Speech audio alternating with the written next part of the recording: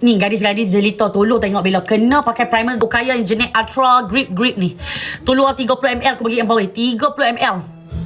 Weh, pakai weh. Aku kata ni Haz apa kat sini foundation jenis tak lekat weh. Pakai. Primer jenis grip. Okaya ni.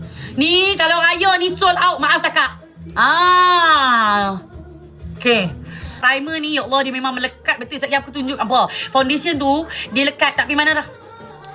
Dia sejenis long lasting punya primer, ultra grip. Lepas tu dia waterproof and dia sangat melembabkan wajah, melembabkan skin.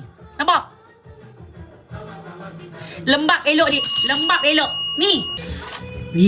Nampak dah dia punya barang dia letup. Okay, letup nampak? Elok gila. Yang ni bukan I pakai sekali pakai dah. I dah pakai daripada tahun lepas lagi. Bagi foundation lekat kat muka. Lepas tu untuk tahankan makeup supaya foundation tak bergerak. Dia akan tahan lama melebihi 12 jam. Primer wajib pakai. Trust Bella, best gila.